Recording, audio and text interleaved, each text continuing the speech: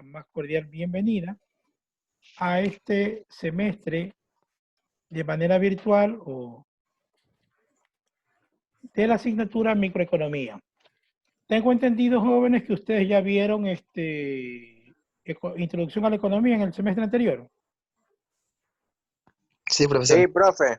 Ya Sí, entonces, profesor. avanzaron bastante poquito. ¿Hasta dónde avanzaron?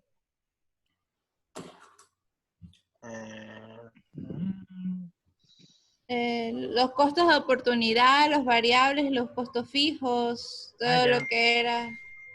Ok. Todo Bien, entonces. Entonces, ya ustedes tienen, pues, ya han entrado a lo que es el aula virtual de microeconomía. Ya ustedes pudieron ver lo que es el bloque cero, que ya les expliqué en la clase anterior de la otra asignatura. Entonces aquí solamente está la información de esta materia. Están las horas de clase que vamos a tener durante este semestre. De estas yo voy a poner abajo, como les decía, las horas que nos vamos a conectar en la plataforma Zoom. Ya tienen ustedes el sílabo de la asignatura, el plan analítico para que los puedan ir descargando y armar su carpeta de archivos. Tenemos así mismo, igual que en todas las clases, la cartelera en línea, la cafetería en línea, el apoyo mutuo, y están pues lógicamente los enlaces para cada una de las clases ya creados. Ya tenemos las clases, ya me puse a crear todas las actividades para que ustedes vayan y entren directamente a la clase en Zoom. Posteriormente, hoy comienzo ya a subir la información, textos guías que tengo, link, ¿no? Y las diapositivas que vamos a ir viendo durante el curso de esta semana. Entonces, cuando nosotros, ¿cuántos alumnos nuevos hay en esta clase que no estuvieron en la clase anterior?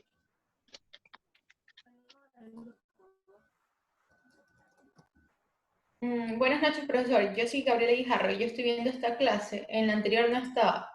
Ah, usted no está matriculado en la anterior, estoy en esta, ¿no? Entonces, niña, para... No, en la otra yo ya la había Ya la pasé. adelantado, entonces por eso Ya, no la veo. está bien. ¿Perdón? Sí, Sí, ya la está pasé. bien. Ya, ok. Ok, mi Profesor, niña. lo mismo sucede conmigo, María Belén Ya. Iturralde. Entonces, Yo también no veo la simplemente... materia de sistemas. Ya, entonces voy a poner solamente rápidamente lo que es las políticas para que ustedes vean y de ahí explicarles rápidamente aquí a ustedes que no vieron en la clase anterior para seguir ya con el contenido, ¿no?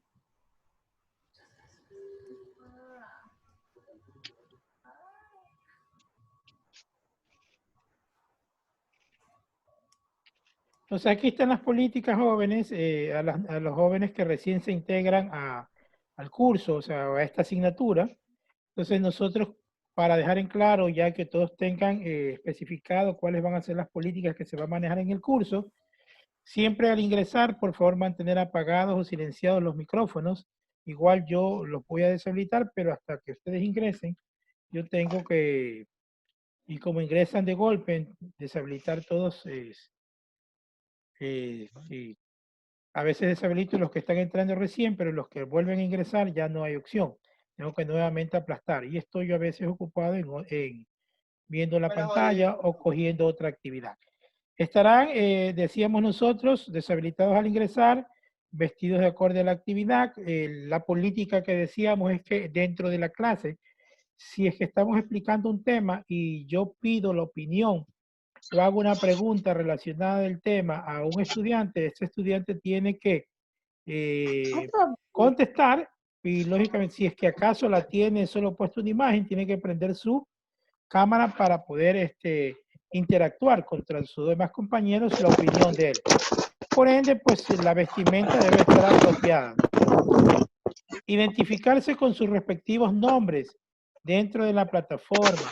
O sea, hay personas que no ponen sus nombres dentro de la plataforma, entonces eso también tenemos que ya especificar, ¿no? tienen que ponerse con los nombres directamente de ustedes. Un nombre y un apellido. Un nombre y un apellido directo, ¿no? Cuando ingresen a la sección, mantener el buen comportamiento dentro del aula virtual, es decir, respetando las opiniones que tengan también sus compañeros en cuanto al tema o temas que se estén analizando en ese momento. El estudiante debe de respetar el origen de las ideas y pensamientos, revisar diariamente sus entornos virtuales de aprendizaje, cumplir con las fechas establecidas por el docente con sus tareas y demás actividades sincrónicas. Les decía que el estudiante es responsable de revisar en el bloque académico, revisar todo lo que es la sección de construcción o la sección de, la última sección de comprobación, donde uno va a subir los deberes, las tareas, los estudios de caso, el análisis, a lo mejor en un ensayo que les pida, y ustedes tienen que ir contestando, revisando, subiendo archivos, siempre revisando la fecha de vencimiento de cada tarea. Las tareas que no ingresen en el horario específico asignado donde se cierre, ya no podrán subirlas y por ende no tendrán calificación. Entonces, en ese sentido, vayan cuidando bastante la fecha en cual vence la tarea. Decimos nosotros revisar diariamente sus entornos virtuales por ese mismo motivo. El estudiante debe respetar el origen de las ideas y pensamientos de sus demás compañeros o de los lecturas que copia y pega, a lo mejor así de sencillo, sin tomar en cuenta las referencias bibliográficas en sus tareas. Ten en cuenta que ya estamos trabajando en una plataforma y todo eso, o el docente tiene la posibilidad de ir revisando las referencias bibliográficas de lo que van a subir. Revisar diariamente sus entornos. Dice, las dudas e inquietudes serán revisadas por el docente dentro de su franja horaria establecida en la asignatura. El cumplimiento de sus deberes y demás tareas dadas en plataforma virtual está relacionado con su asistencia. Todo esto está relacionado directamente con la asistencia que ustedes tienen. Los deberes, cumplimiento de deber, cumplimiento de asistencia, ¿no? En ese sentido. Los talleres que se va a trabajar para las alumnas que recién se integran o que ven esta asignatura, decíamos nosotros que la jornada de trabajo son por lo general de 2 horas hoy, pero no necesariamente vamos a ver las 2 horas porque de acuerdo a la actividad en línea, nosotros podemos ver la mitad del horario. Es decir, yo aquí tengo las horas de clase o como lo pueden ver ustedes acá, tenemos 2 horas, tenemos 1 hora, tenemos 3, tenemos 2 horas más 5, 1 hora más 6. De esas 6 horas planificadas, solo nos veremos en Zoom durante 3 horas. Y esas 3 horas van a estar divididas aquí cuando ustedes tengan que enlazarse a la plataforma. Yo posteriormente a las alumnas nuevas, aquí abajo voy a poner un horario de Zoom para que ingresen y revisen. No obstante, ustedes tienen la obligación de en ese otro horario ir ingresando a la plataforma porque trataré en lo posible de ir subiendo tareas antes de iniciar la jornada de clase. Por ejemplo, antes de iniciar este horario. Entonces, 17 horas a lo mejor yo ya subo la tarea. Entonces, para que ustedes vayan revisando, vayan anticipándose, en el caso de que yo a lo mejor me conecte o 18 horas, un ejemplo. Entonces, eso es lo que le quería dar las indicaciones generales de lo que ustedes tienen que ir revisando poco a poco su entorno virtual para que vayan verificando todo lo que se está analizando aquí dentro de la clase, ¿no? ¿Hasta ahí alguna pregunta, jóvenes? ¿Ninguna? No, profe, no. Estamos bien entonces. Entonces, eso es lo que le quería indicar. Aquí en economía, si vamos a trabajar talleres algunos, estudios de casos bastante, para que ustedes vayan directamente relacionando la práctica en estos estudios de casos con la teoría que vamos a analizar. Vamos entonces a compartir lo que es el sílabo de la asignatura microeconomía para que ustedes puedan tener una idea clara de lo que es la asignatura en sí, de los contenidos que vamos a ver en la asignatura. La asignatura, como todas las asignaturas de la carrera especifican casi cuatro unidades.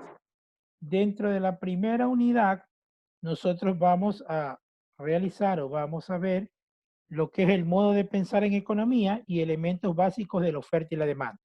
Asumo que ya la oferta y la demanda ya la vieron en el semestre anterior, ¿sí o no? Sí, ya vimos. Ya. Entonces ya ustedes saben de qué se trata esta cosa. Vamos a ver si es verdad que ya saben de qué se trata esto.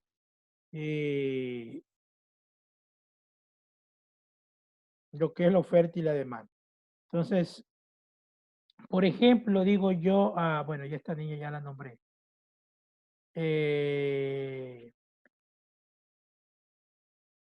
Douglas Vargas, joven Douglas Vargas.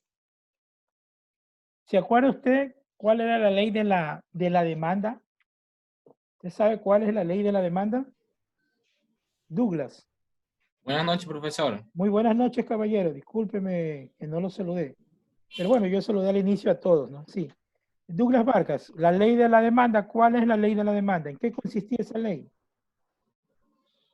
No recuerdo, profesor.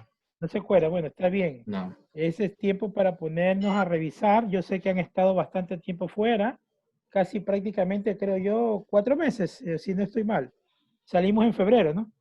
Febrero, marzo, abril, mayo, junio, sí, casi 4 meses fuera de las aulas y está bien. Entonces vamos a ver, Emil, otra persona que me colabore, José Andrés Luque, creo que ya lo nombré a José Andrés Luque en la clase anterior, ¿no? José Andrés, sí, no tiene dañado el micrófono, me dijo por ahí una compañera. Melanie Ortega. Melanie Ortega. Dígame, profesor. Dígame. Niña, Buenas noches. acuérdese que, muy buenas noches, acuérdese que en el semestre anterior ya usted vio oferta y demanda. ¿En qué consistía Sí, la ley de sí. la oferta? Bueno, Perdón, la de la demanda, de la la oferta. demanda. Ya la demanda. Bueno, lo que yo me acuerdo, Sí. que entre más dinero, o sea, entre más se ofrezca el dinero, más va a haber, entre menos se ofrezca el dinero, más demandantes va a haber. O entre menos se ofrezca un producto, más demandantes va a haber. No. Entre menos se ofrezca. No, porque cuando yo digo O entre menos, no, disculpe, me equivoqué. Entre menos. acuérdese la política que decimos que el que está participando tiene que prender la cámara. Uy, perdóneme, discúlpeme de verdad, bueno. Para que todos la veamos, la opinión que está Sí, dando. discúlpeme. A ver, es que estoy un poquito nerviosa. No se A ver, preocupe. ya, buenas noches. Buenas noches, niña Melanie. Ya, buenas noches. Entre el producto sea como de menor costo, más será la demanda. O sea, eso. Ya, entonces No. decíamos nosotros, de acuerdo a los criterios de mi estimada estudiante Melanie, dice Melanie que entre menor costo le aumenta la cantidad demandada. Así es, ¿no? En ese sentido O sea, podemos me decir, acuerdo. sí, es correcto, está en lo correcto, mi estimada. Quiere decir entonces que la ley de la demanda es considerada una ley inversamente proporcional. ¿Por qué dicen inversamente proporcional? Porque a medida que el precio disminuye, la cantidad demandada aumenta. Entonces decíamos nosotros que cuando hablamos de demanda, la curva va a ser ascendente, normalmente, ¿no? Sí, la demanda va a ser descendente. Por lo tanto, decíamos que la demanda tiene una pendiente positiva o negativa. Gabriela Gijarro. La demanda, ¿qué tipo de pendiente tiene? ¿Positiva o negativa? Gabriela. Buenas noches, profesor. Buenas noches, Gabriela. Me estaba Le decía que la demanda en su diciendo que ley, cuál es la pendiente. ¿cuál es la pendiente de la demanda? ¿Positiva o negativa? La pendiente de la demanda es positiva. La pendiente de la demanda es positiva, dice nuestra compañera Gabriela Gijarro. Bueno, la pendiente de la demanda no es positiva, es negativa. Por eso es que su ley dice, es inversamente proporcional, una variable en relación de la otra. ¿Cuáles las variables? Precio por cantidad. Es decir, que a medida que el precio va bajando, la cantidad va subiendo. Entonces, nosotros vean, si ven el esfero que tengo aquí, ¿sí o no? Esa es la gráfica en la recta de la curva de la demanda. Cuando el precio está acá arriba, si ven acá arriba, la recta numérica, digo yo, aquí vale $10, acá vale 8, acá vale 7, acá vale 6, acá vale 5. A medida que va bajando, la cantidad demandada va aumentando. Aquí a lo mejor no consumen nada, aquí ya consumen 10, aquí consumen 20 cuando la cantidad va disminuyendo y así sucesivamente. Esta recta puesta así, que es la curva de la demanda, entonces tiene una pendiente negativa. Por eso se cumple el principio o la ley que dice que son inversamente proporcionales. A medida que baja la variable precio, aumenta la variable cantidad. Pero si la variable cantidad disminuye es porque el precio ha aumentado. Entonces, eso es lo que me indica. ¿Estamos bien? Entonces, estamos recordándonos ya ciertos criterios que nosotros ya vimos en la clase, en el semestre anterior, pero yo sé que a lo mejor por efectos de esto se han olvidado. A ver, María Belén Iturralde, que la veo ahí. María Belén, ¿y en qué consiste entonces la ley de la oferta? La ley de la oferta. Considero que la ley de la oferta significa que también tiene que ver con el precio de los productos y de la cantidad de personas que desean adquirir ese bien. Sí, Tiene pero... que ver con Fíjate. cantidad y precio y el deseo de la persona y también de las empresas que lo ofertan. A ¿Qué es ver, lo que ofertar lo que es más importante para las compras? O sea, las empresas ofertan lo que la gente desea comprar, lo que en ese momento es indispensable. Por ejemplo, fue lo del COVID y la gente quería mascarillas, entonces las empresas empezaron a ofertar, algunas empresas empezaron a ofertar productos de bioseguridad. ya está bien, ofertar productos de bionecesidad, pero ya usted me lo está enfocando más en el aspecto del marketing. Cuando yo digo oferto productos de necesidad, o sea que se da en ese momento espontáneo, entonces ya me lo está viendo desde el punto de vista del marketing, de la publicidad. Pero en la parte pragmática de la economía, cuando yo digo oferta, la oferta también tiene una ley igual que la demanda. ¿Se acuerdan cuál es la ley de la oferta? Ya por ahí alguien la anticipó, pero la dijo mal, la dijo en demanda. Igual participan dos variables. Cuando usted habla de los deseos, ¿sí o no? Niña Iturralde, usted me habló de los deseos. Sí. Los deseos son factores determinantes de la demanda. Entonces, existen factores determinantes de la demanda y de la oferta. El deseo es un factor determinante a lo mejor de la demanda, no de la oferta. Porque hay gente que consume por deseo. Okay. Y esas personas que consumen por deseo son personas que tienen un estatus elevado. Y entonces sí, porque a veces cuando uno compra por deseo, no compra por necesidad, simplemente por tenerlo a lo mejor. ¿Sí? Entonces esos son factores determinantes. Si okay. Es como usted me dijo, si está bien, igual van a participar dos variables, lo que es la cantidad de productos versus el precio. O sea, siempre van a haber dos de esos. Pero ¿cuál es la ley? A ver, ¿cuál es la ley? ¿Quién me puede ayudar para no nombrar a alguien más? ¿Quién me puede ayudar con esa ley? Murillo. A ver, Fiorella me dijo, ¿no? Murillo. Murillo, a ver, niña Murillo. Ya, de lo que yo recuerdo, la ley de la oferta dice que mientras hay más ofertantes va a haber un precio menor, porque hay más competitividad también. Entre más ofertantes habrá un precio menor. Entre más ofertantes, claro, podríamos decir como ley, usted me dice que entre más ofertantes habrá un precio menor. Claro, ya la competencia en ese sentido, ¿no? Ese es un factor determinante. La competencia hace que los precios disminuyan.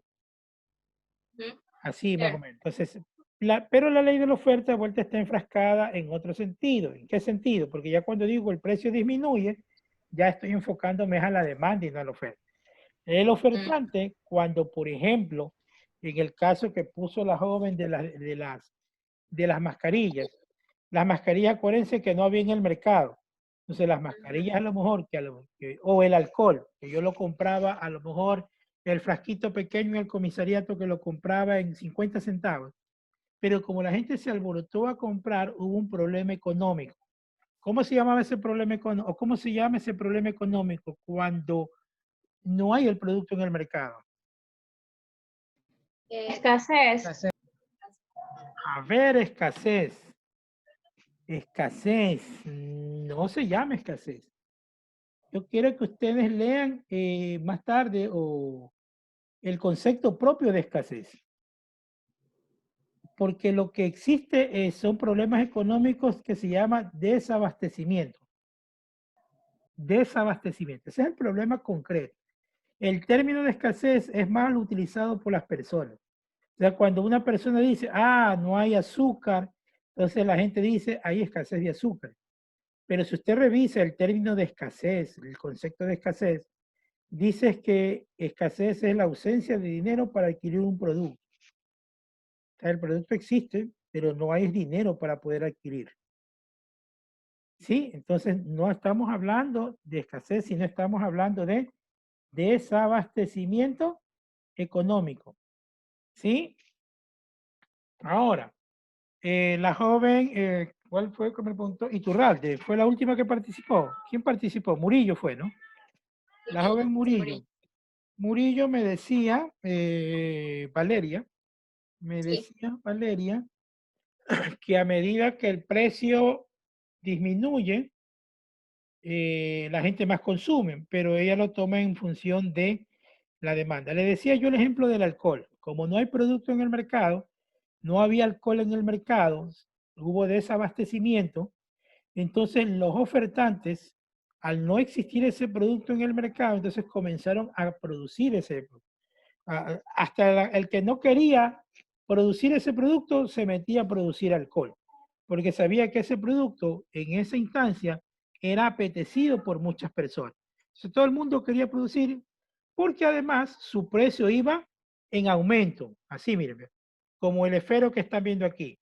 Así se grafica de esa manera la curva, ¿no? Entonces, iba subiendo, el precio iba subiendo. Entonces, cuando el precio sube, es más tentativo para el empresario comprar más. Así de sencillo. Al empresario le interesa comprar más. Por lo tanto, digo, en esa oferta, yo tendré una pendiente. ¿Qué pendiente tengo en la oferta ahí? ¿Positiva o negativa? Positiva. Positiva. Entonces, Positiva. si es positiva, hablamos de las dos leyes. Directamente proporcional. Eso, son directamente proporcional. ¿Qué son directamente proporcional? El precio que está aquí versus el horizonte, que es la cantidad de ofertada. Es decir, que cuando el precio está más arriba, el empresario quiere bombardear más de productos para ganar más. Porque a pesar que tenga el mismo porcentaje de utilidad, gana más. A pesar que tenga el mismo porcentaje de utilidad, va a ganar más. Claro, si usted me dice, a ver, ¿cómo es eso, profesor, el mismo porcentaje de utilidad? Si yo gano 20% en un producto de $1, ¿cuánto estaría ganando por producto? Un margen de utilidad. 20 centavos. 20 centavos. Ya, y si yo vendo el producto a $5, pero mi margen de utilidad sigue siendo el 20%, ¿cuánto ganaría? $1. No. $2. No, $1 nomás. El 20%, $1. Entonces, miren, $1 en función de 20 centavos. ¿Sí ven? $1 en función de 20 centavos. Entonces, mi utilidad, mi margen, sigue siendo el 20%. Pero como el precio ha subido, entonces yo estoy ganando más. Entonces, más cantidad monetaria. Por ende, al empresario se le hace más oneroso, más rentable, digámoslo así, producir ese producto porque va a ganar más margen de utilidad, ¿no? Ustedes ya conocen lo que es el margen de utilidad, ¿sí? Entonces nosotros decíamos, cuando las dos curvas, oferta y demanda, se cruzan, ahí ya, por si acaso no estoy bailando el breakdance, que era de mi época. Es las curvas, las estoy representando hasta ya presentarles a lo mejor un Excel. La curva de demanda y la curva de oferta se intersectan. ¿Cómo se llama eso? Punto de equilibrio. Punto de Punto de equilibrio. equilibrio. Ya se llama punto de equilibrio. Punto de equilibrio solamente es la intersección de las dos rectas. Pero en economía no se llama punto de equilibrio. Se llama equilibrio de mercado. Equilibrio de mercado. A punto de equilibrio, porque el punto de equilibrio, en este semestre creo que ustedes van a ver contabilidad de costos, ¿sí o no? No, profe. El semestre Ya la vimos pasado. el Ah, ya semestre vieron, ya. pasado. En el semestre pasado vieron contabilidad de costos y en contabilidad de costos ahí utilizaron el término de punto de equilibrio. Y el punto de equilibrio era muy diferente a lo que es la economía, ¿sí me entienden? El punto de Sí. equilibrio en costos, ¿cuál es el punto de equilibrio en costos? A ver, si me ayudan, ¿quién quiere participar para apuntarlo? Nadie. Es donde Los Las costos, ventas A son ver, iguales ¿quién? a los gastos. los, Los ingresos son iguales a los los gastos. ingresos y los gastos dan cero. se Cuando, pierde y se gana. cuando no se pierde ni se gana, cuando el total de ingresos versus gastos,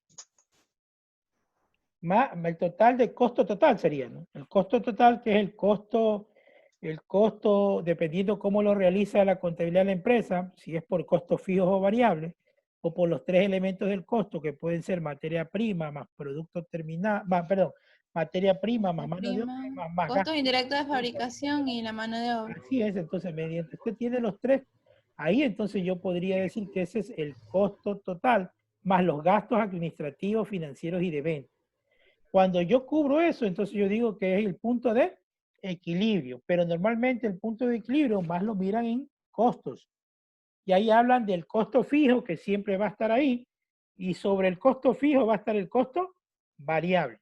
Y las ventas que están ahí donde se van a intersectar esos valores. ¿Estamos claros? Entonces, esos son los conceptos que se ven. Pero en economía no vamos a decir punto de equilibrio, sino que decimos nosotros, ¿cuál es el término económico? Equilibrio de mercado. Equilibrio de mercado. En economía se dice equilibrio de mercado, que es muy diferente. ¿Ya? Claro, los dos se calculan en una curva, yo sé, pero ya ustedes saben que es muy diferente la terminología. Una terminología se lo utiliza en una cosa y en otra. A ver, yo dice, aquí me ponen escasez, Gabriel, en la pregunta anterior, Daniel Zambrano me pone crisis, y por acá Soriano me dice por Dios. ¿Por qué pone por Dios? A ver, no entiendo eso. ¿Qué tiene que ver el Diosito, como dicen aquí, en lo que es la economía? ¿Ah? Estaba rezando, profe Soriano. Estaba rezando Soriano, chus. Entonces, sí, normalmente, ¿no? Entonces decimos, normalmente en economía hay problemas, hay problemas. Uno de los problemas económicos es la escasez. Perdón, digo, es el desabastecimiento. ¿Y por qué se da el desabastecimiento? A veces el desabastecimiento es producto de otro problema económico que ayuda a que no exista producto en el mercado, que es el acaparamiento. También analizaron eso. Es una cadena. El que acapara produce desabastecimiento. ¿Qué es acaparamiento? A ver, alguien que me ayude. Axel, este nombre de cantante y artista. A ver, Axel. Ayúdame, Axel. Axel, o es Alexa, no, Axel, sí, Axel es. Axel, por favor. ¿No estás, Axel? Axel Víctores, no está. Solo ha dejado prendida la máquina. Ingeniero, buenas noches. ¿Quién me está hablando? Wilcape, Emilio Wilcape. Es que el problema no tengo inconvenientes con la cámara. Ah, tú eres Wilcap, ya, dame el Emilio nombre. Wilcape. Sí, ¿Cómo te llamas? ¿Emilio? Emilio Wilcape. Ya, está bien, mijo, ya, Wilcap. A ver, dime, Sí. ¿te acuerdas de la Ya, el pregunta? acaparamiento- ¿Qué es acaparamiento? Sí, sobre el acaparamiento también es que hay que tener en cuenta que cuando, por ejemplo, lo que sucedió recientemente con la crisis sanitaria, que todas las personas que hicieron, cuando inició esto, la mayoría de los empresarios comenzaron a acaparar todos los productos y para así ellos tener, o sea, estar en la cabeza de lo que es las ventas de lo que es alcohol y mascarillas. Entonces, obviamente va a haber desabastecimiento en los mercados a nivel nacional. Ok. Es como monopolizar el mercado, ya, por así Monopolizar el mercado. decirlo. Claro, el acaparamiento, lo que me acaba de indicar Emilio, tiene toda la razón. Es simplemente abastecerse de los productos, pero no distribuirlos al mercado. O sea, claro, eso se da a empresas que tienen dinero, economía, para poder no vender un producto, porque ustedes saben que la mercadería es una inversión, ¿no? Una inversión que al momento que va rotando, usted va recuperando la plata y la utilidad. Si esa mercadería está muerta ahí en bodega, no va a recuperar nada. Pero en este sentido, estas personas que tienen una buena economía acaparan el producto porque saben que en el fondo van a tener una utilidad mucho mayor. ¿En qué sentido? Cuando existe el acaparamiento, provocan lo que se llama el desabastecimiento. Y si se produce el desabastecimiento, entonces ellos aprovechan y suben sus precios. Si antes costaba 50 centavos el alcohol, ya el alcohol lo van a subir a $5 la botellita o a $2 la botellita pequeña. Entonces producen entonces lo que se llama un desabastecimiento, pero al momento de subirle el precio, ¿qué provocan? A ver, ¿qué problema económico provocan? Dense en cuenta que estamos hablando de los problemas económicos que son una cadena, son secuencias uno tras otro. ¿Quién me puede ayudar? ¿Qué pasa cuando el precio pasa de 50 centavos a $2? La misma botellita, de un momento a otro. Inflación, correcto, inflación. Entonces, Gabriel y Mildred me dicen pues que produce una inflación, es verdad. Entonces, cuando el precio sube, producen una inflación. El precio sube, pero los sueldos siguen iguales. Quiere decir entonces que el poder adquisitivo de las personas en ese sector, en ese país, en ese territorio, ya no van a tener para adquirir la misma cantidad. Un ejemplo, digo yo, a lo mejor una persona que gana $10 al día, solo le voy a poner ese ejemplo de manera diaria, $10 al día. Entonces, si costaba la botella de alcohol, estoy hablando del alcohol desinfectante, cuidado, van a pensar que estoy hablando de la guanchaca o el trago, no. Van a decir, el profesor está hablando de puro de alcohol, no. Estamos hablando del alcohol desinfectante. Entonces, con $10 a 50 centavos, ¿cuántas botellas les alcanza a adquirir? A ver. ¿Cuántas botellas les alcanza a comprar? 20. 20 botellas. Pero si el alcohol sube a $2, ¿cuántas botellas comprarán? 5. 5. Entonces, la inflación hace que le quiten el poder adquisitivo a las personas. Las personas antes consumían 20 productos X, para el ejemplo que estoy dando, pero ahora solo consumen 5. Entonces la inflación se lo mide en porcentajes O sea, usted dice, a ver, la inflación, ¿cuánto subió? Digo, de $2, lo divido a 50 centavos para determinar cuánto subió. Entonces digo, $2 a 50, ¿sale a cuánto? A 400% es el índice inflacionario, porque ese 4 multiplicado por 100 quiere decir que los productos en este tipo subieron el 400%. Así se mide la inflación. Si están haciendo el cálculo ustedes, serían así, ¿no? A ver, $2 dividido para 0,50 centavos. ¿Esto es igual a cuánto? A 4. Estoy dividiendo, como estoy sacando porcentajes, multiplicado por 100. Y eso me da entonces igual a cuánto? A 400% de inflación en un producto. No hubiera inflación si a nosotros nos hubieran subido el sueldo. Entonces, nos subieron el sueldo y por lo tanto, con el sueldo que nos subieron, me alcanza a comprar, así haya subido el precio del producto, pero me alcanza a comprar las mismas 10 botellas, entonces no había inflación. Porque yo ya sí puedo, sí tengo poder adquisitivo. Pero la inflación genera entonces un problema para la economía doméstica. ¿Quiénes son la economía doméstica? ¿Quiénes son la economía doméstica? La clase media, los trabajadores, la gente normal, ¿no? La economía doméstica son la familia. A la familia. Acuérdense que la economía se divide en dos puntos, micro y macro. La micro es considerada, que puede ser considerada a las personas, y las personas son consideradas como una economía familiar. Por eso le dicen una economía doméstica. También pueden entrar las empresas, también es una microeconomía. Cuando yo analizo internamente a la empresa, cómo están, como ustedes me decían, sus costos fijos, sus costos variables, su margen de contribución, su margen de utilidad, entonces yo quiero mejorar ese margen que aumente, entonces yo tengo que hacer un análisis económico y aplico una microeconomía. Pero si yo ya quiero analizar en funciones macroeconómicas los factores que afectan la inflación, el PIB y otras cosas más, ya estoy metiéndome en un análisis macroeconómico.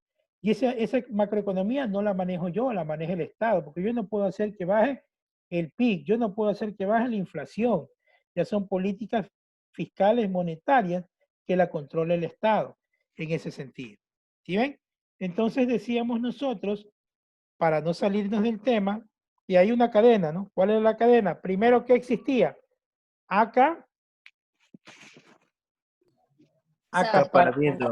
acaparamiento vendía del desabastecimiento que viene. Inflación. La inflación, ¿no? Y de la inflación, ¿a quién afecta? A la economía doméstica. A la economía doméstica, a la economía familiar. Esos, lógicamente, son los principios básicos de la economía, o parte básica de lo que estudia la economía. Trata de resolver los problemas que existen en la sociedad, ¿no? Para ver cómo puede ayudar al individuo a mejorar su estilo de vida. En ese sentido, nosotros vamos a tener que analizar ciertos parámetros necesarios. Entonces, ahí, después de eso, interviene lo que es la oferta y la demanda, pero la oferta y la demanda van a tener factores determinantes que van a hacer cambiar la oferta o la demanda. ¿Por qué la gente consume y por qué las empresas quieren vender más? Entonces, eso que ya han de haber visto, ¿sí vieron los factores determinantes de la demanda? ¿Vieron los factores determinantes de la demanda? Cric, cric, cric, cric. ¿Qué fue? ¿Vieron o no vieron? No, profe. No recordamos. No se acuerdan. Bueno, ya está bien. Voy a aceptar que no se acuerden. Entonces nosotros vamos a ver los modelos de pensar, pero ya no vamos a ver oferta y demanda porque dicen que ya vieron. Entonces ya dominan todo lo que es la ley, el equilibrio de mercado, los sistemas de ecuaciones para ver el equilibrio de mercado. Entonces nosotros vamos a ver simplemente los temas de microeconomía y la definición de mercado. Normalmente es fácil porque en el mercado, ¿quiénes interactúan en un mercado económico? A ver, ¿quiénes interactúan en un mercado económico? La familia, las empresas. Ya, la familia y las Productor empresas. y el consumidor. Así es, familia, empresas, productor, consumidor. Entonces en el mercado intervienen tanto ofertantes como demandantes. El ofertante, como usted me lo explicó, joven, o señorita, que me indica que es la empresa. La empresa es la ofertante, ¿no? Y el demandante, que es el consumidor. La familia, el trabajador, es el consumidor, que es lógicamente la persona que demanda. Entonces, ese es lo que vamos a analizar el mercado. Vamos a analizar lo que es precios reales frente a los precios normales y las razones del por qué es importante la microeconomía. Vamos también a determinar la oferta y la demanda, el mecanismo de mercado, pero ya un poquito más avanzado porque ustedes ya han visto, y las variaciones del equilibrio de mercado. O sea, ¿qué pasa cuando existe un aumento del precio? ¿O qué pasa cuando disminuye el precio? Ese equilibrio de mercado ya no va a ser el mismo, ¿no?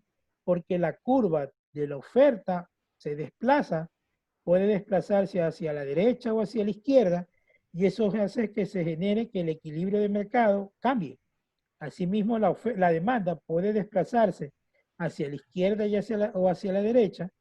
Eso hace que el equilibrio de mercado también se desplace. Entonces, ¿cuándo ocurren esos problemas de que cambia el uno y cambia el otro? Entonces, todo eso nosotros lo vamos a analizar. Y vamos también a determinar qué es la elasticidad. de la demanda y de la oferta a corto y a largo plazo. ¿Qué es la elasticidad?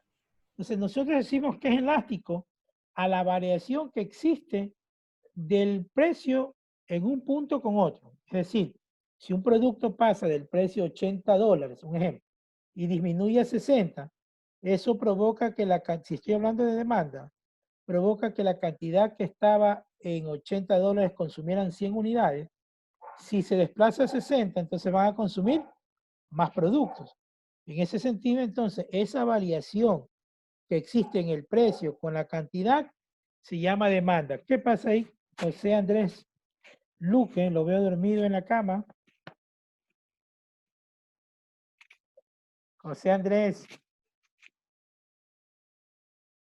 Bueno. Comprensión y predicción de efectos y cambios en el mercado y efectos de los controles de los precios estatales. Vamos a analizar entonces también ese sentido. Pasamos entonces a determinar lo que vamos a ver en el capítulo 2. En el capítulo 2 vamos a ver el que es el comportamiento de los consumidores. El comportamiento de los consumidores. ¿Sí o no? La demanda del individuo y del mercado. Entonces vamos nosotros a trabajar lo que es las preferencias del consumidor.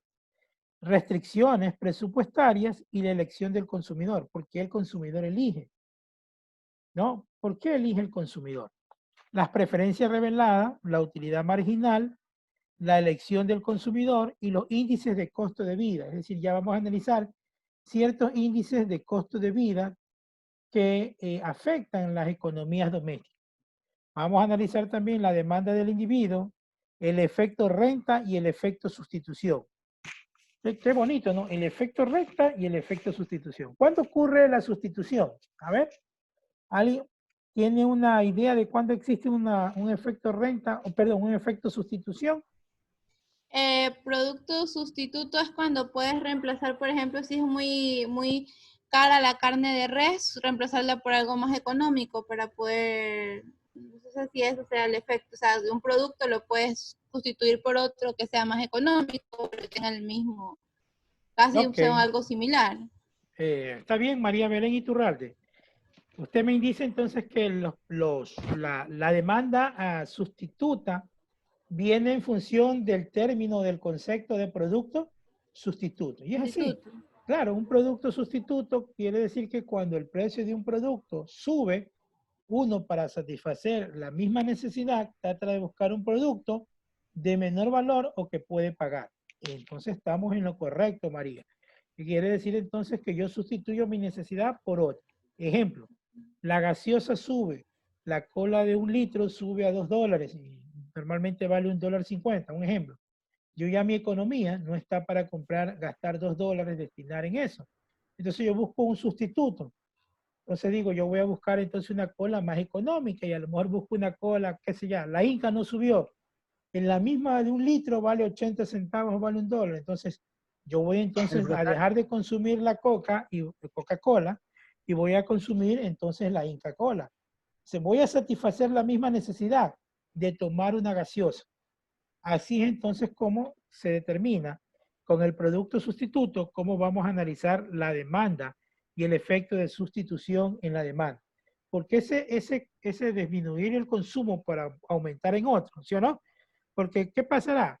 Usted que consumía, en el caso que le pongo, usted que consumía Coca-Cola, ya va a dejar de consumir y por lo tanto la empresa va a tener un cliente menos y una cantidad menos que vender. Pero vuelta, se va a ver, disminuyen los productos vendidos. Pero vuelta a la empresa Inca Cola, un ejemplo, va a aumentar porque usted que consumía la otra cola se pasa a consumir el otro producto.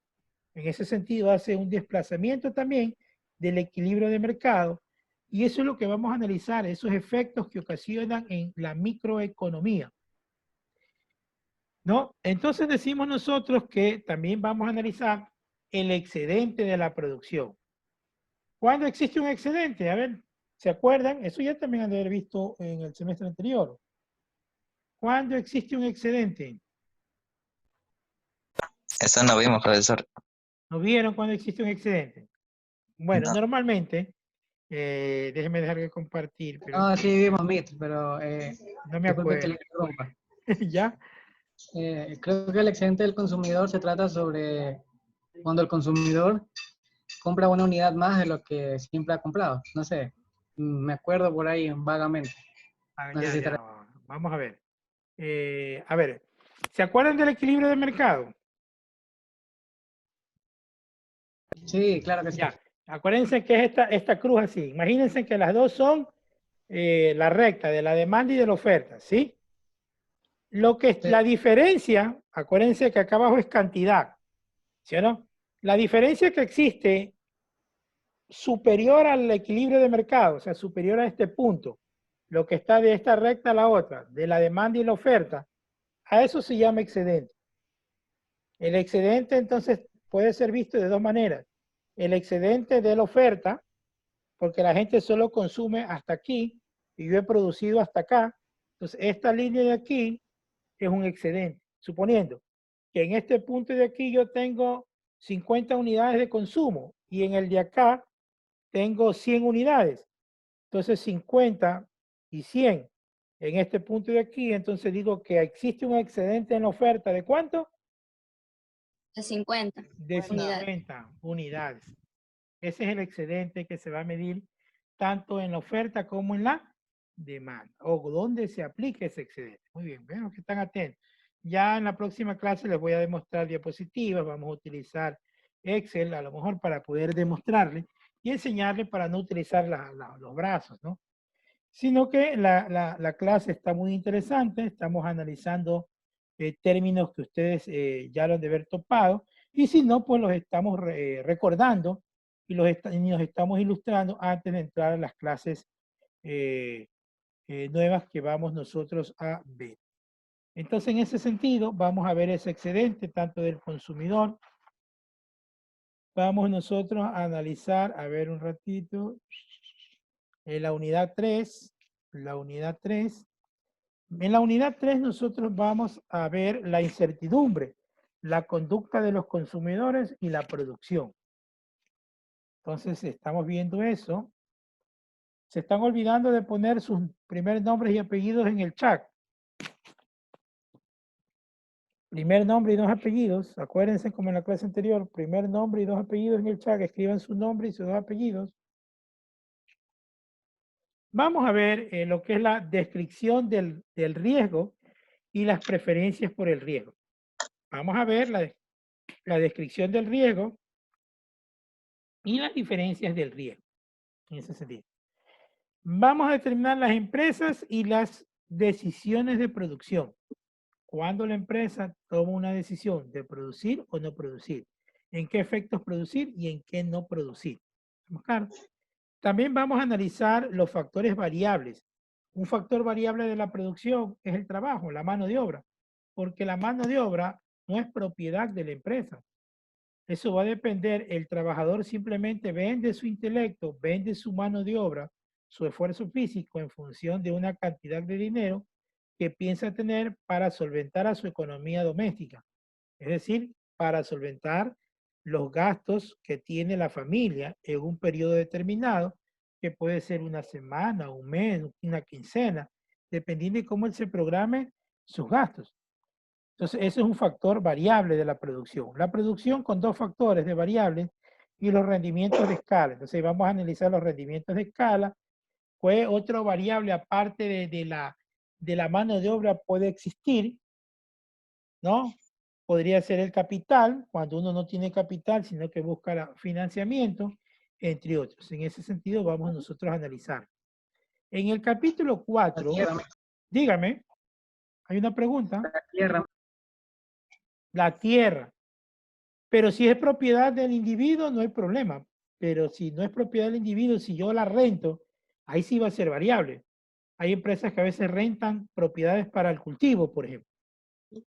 ¿Ya? Si el dueño de casa me sube, el dueño del terreno me sube la renta, ahí sí va a ser un factor variable, ¿no?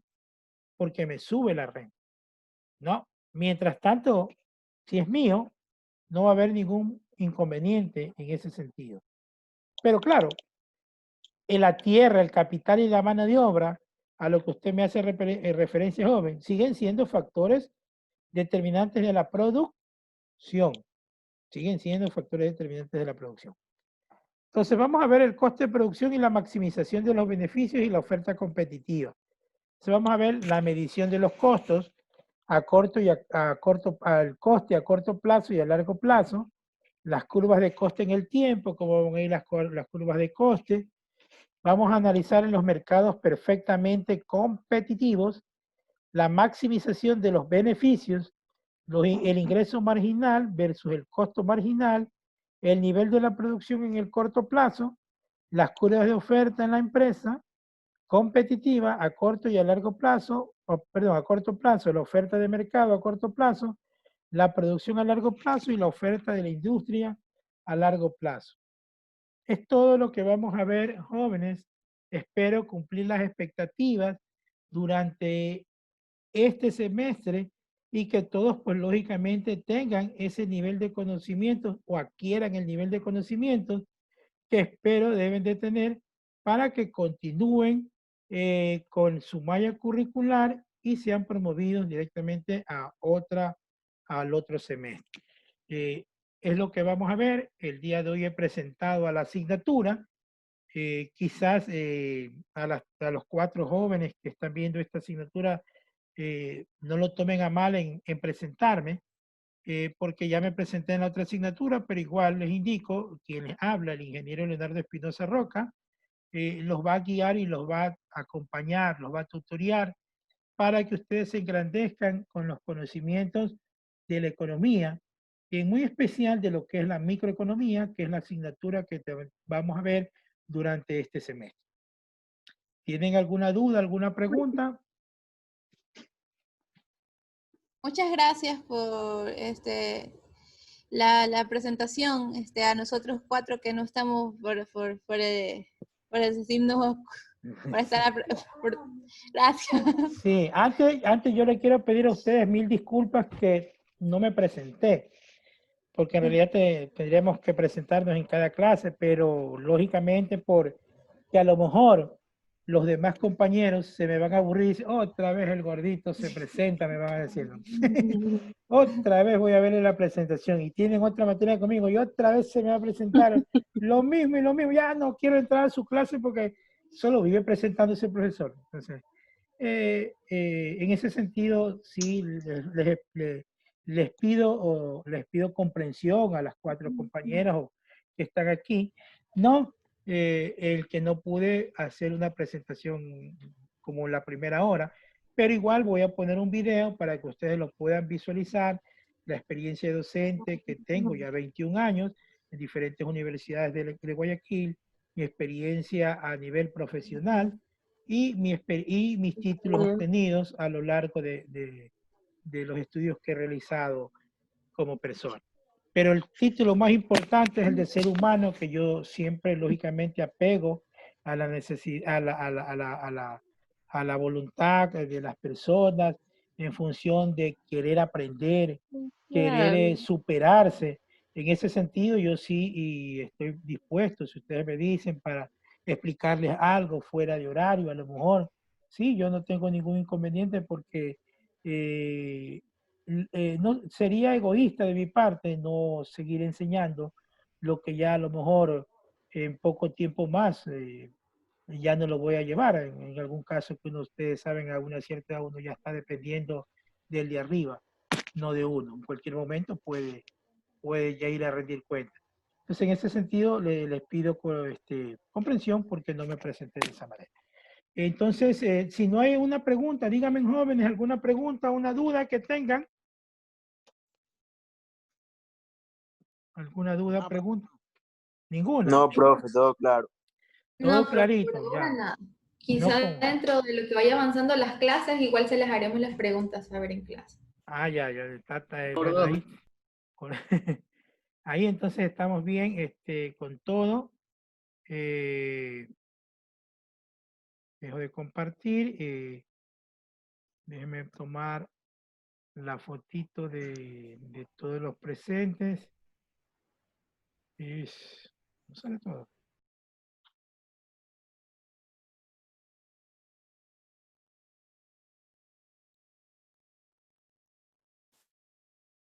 A ver, aquí estamos. Estamos todos aquí. Déjenme simplemente hacer un capture para tener la evidencia de que han estado aquí. Déjenme poner acá abajo.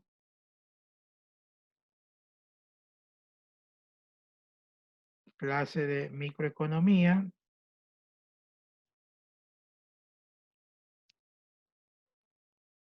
Microeconomía.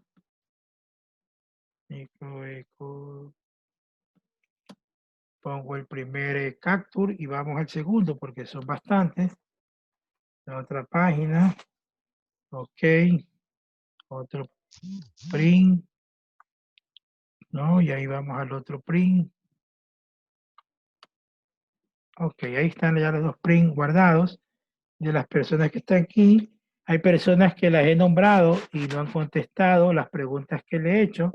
Igual todo eso es actuación en clase, no porque ustedes entren y yo los vea a lo mejor solo sus nombres, quiere decir que están atendiendo. Entonces yo en cualquier momento tengo que interactuar con ustedes sobre los temas puntuales y esos van a ser puntos considerados de actividades en clase que yo lo haré tener en consideración.